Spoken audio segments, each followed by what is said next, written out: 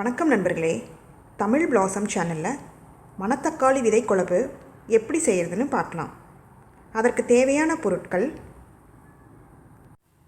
இந்த கப்பில் ஒரு கப் எடுத்திருக்கேன். இது 60 ml. மஞ்சத்தூள் போட்டு வேக வச்சு வச்சுருக்கேன். உப்பு தேவையான அளவு, பூண்டு 25 பல், வெங்காயம் 20, 1 கப் மணத்தக்காளி விதை, தேங்காய் 1 கப், சாம்பார் தூள் 2 டீஸ்பூன், கருவேப்பிலை சிறிதளவு, கடுகு சிறிதளவு, தக்காளி சிறு சைஸ் தக்காளி ஒரு 8, புளி சிறிதளவு. இப்போ புளியை நம்ம சுடுதண்ணில் ஊற வச்சுக்கலாம். இப்போ வாணலியில் எண்ணெய் ஊற்றிக்கலாம்.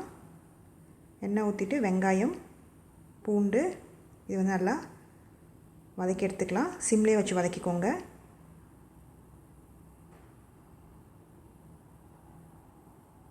இந்த ஸ்டேஜில் நம்ம தக்காளி போட்டுடலாம்.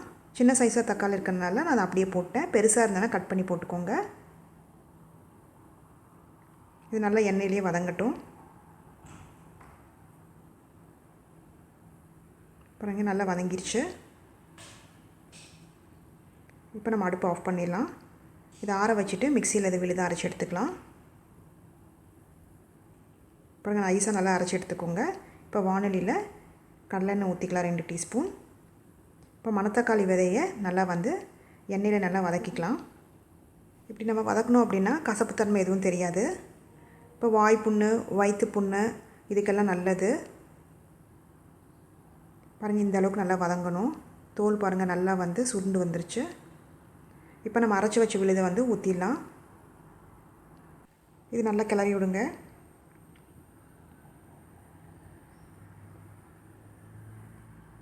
இப்போ வேக வச்சு வச்சுருந்தோம் பார்த்திங்களா, அந்த பருப்பையும் இதில் போட்டுடலாம்.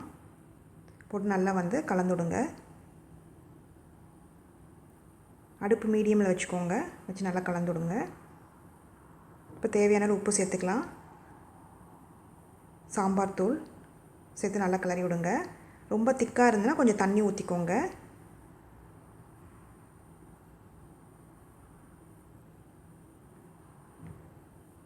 நல்லா கலந்து விடுங்க எல்லாத்தையும்.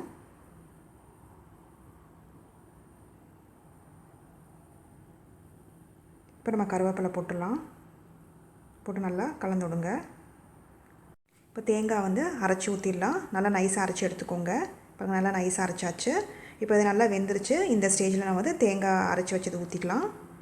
இப்போ தேங்காய் பால் இருந்தாலும் நீங்கள் தேங்காய் அரைச்சி ஊற்றாமல் அந்த தேங்காய் பால் நீங்கள் ஊற்றிக்கலாம். இது நல்லா கலந்து விடுங்க. கீழே அடி பிடிக்காமல் பார்த்துக்கோங்க. இந்த இரும்பு சட்டியாக இருந்தால் அடி பிடிச்சிரும். அதனால் அப்பப்போ கலந்து விட்டுக்கோங்க.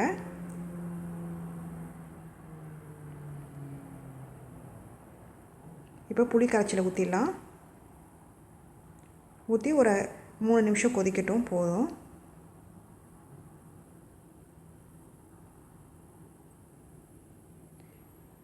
குழம்பு ரெடி ஆயிடுச்சு. நம்ம தாளித்து கொட்டிடலாம்.